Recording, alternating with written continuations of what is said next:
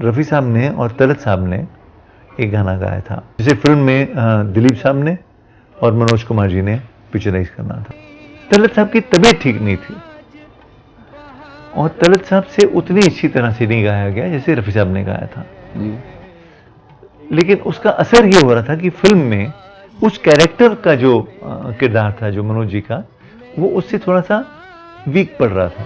कैसी हसीन आज बहारों की। रफ़ी साहब और महेंद्र कपूर साहब, ये नाम तो दो हैं लेकिन ऐसा महसूस होता है कि एक ही शख्स थे, क्योंकि आवाज़ की बात करें, आदतों की बात करें, मिजाज की बात करें या हमदर्दी की बात करें या बोल में जो मिठास थी उसकी बात करें जी, सब कुछ मेल खाते हैं। तो कभी ऐसा कुछ आपको याद हो कि महेंद्र कपूर साहब ने बताया हो कि रफ़ी साहब की तारीफ़ में या रफ़ी साहब के बारे में कुछ बातें किया करते हो? देखिए रिजवान भाई, रफ़ी साहब की तारीफ़ में अगर मैं आपको सही बताऊं, मुझे बहुत इसलिए मौका मिला इस चीज़ के बारे में, बिकॉज़ मैं शोज़ में डैडी के साथ जाया करता था, मैं गाने गाया करता था।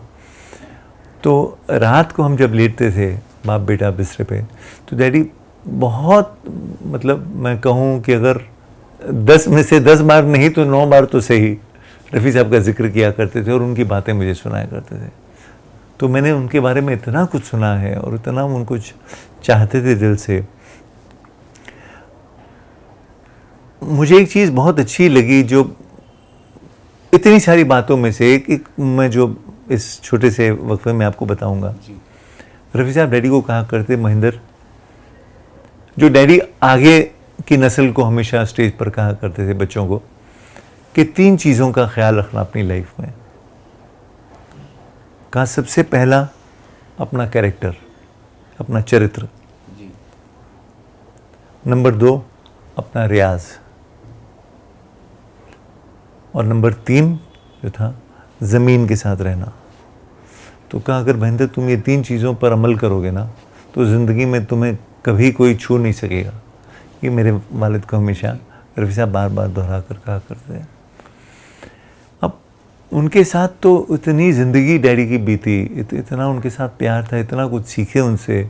उनकी बात ही अलग थी। जो उनके साथ रहे बड़े खुशकिस्मत रहे, जिन्होंने उन्हें देखा बहुत खुशकिस्मत रहे।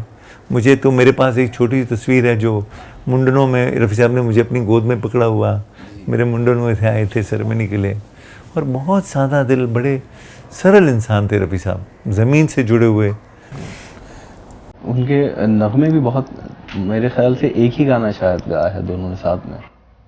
उनका ये उनका आपस में अंडरस्टैंडिंग थी। रफ़ी साहब कहा करते थे, मिंदर देख, हम दोनों की आवाज़ें मिलती जुलती हैं बेटा।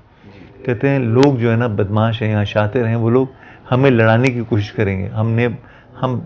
हम भाई भाई की तरह रहेंगे, हम उस्ताद शागिर्द की तरह रहेंगे, ना कि हम यहाँ पर कोई झगड़ा करने या किसी तमाशे के लिए यहाँ पर आए हैं। तो इसलिए हम ना गए तो अच्छा है। तो लड़की कहते बिल्कुल रफ़ी साहब, जैसे आप कहें हम करेंगे। हाँ, एक गाने की बात और है, आदमी फिल्म में अब सब जानते थे, नौशाद साहब तो बहुत अच्छी तरह जानते थे इस बात को कि डैडी और रफ़ी साहब नहीं गाते लोग साथ में। तो रफ़ी साहब ने और तलत साहब ने एक गाना गाया था, ड्यूएट था, जिसे फिल्म में दिलीप साहब ने और मनोज कुमार जी ने पिक्चराइज करना था। दिलीप साहब के लिए रफ़ी साहब गा रहे थे और मनोज जी के लिए तलत साहब ने गाना था। तो उस ज़माने में रफ़ी साहब की तो थी पहाड़ी आवाज़, तो आवाज़ आप जानते हैं कि कितनी स्वीट और स्ट्रॉन्ग स्टडी आवाज़ थी। तलत साहब की तबीयत ठीक नहीं थी और तलत साहब से उतनी अच्छी तरह से नहीं गाया गया जैसे रफ़ी साहब ने गाया था जी। लेकिन उसका असर ये हो रहा था कि फिल्म में उस कैरेक्टर का जो किरदार था, जो मनोज जी का, वो उससे थोड़ा सा वीक पड़ रहा था।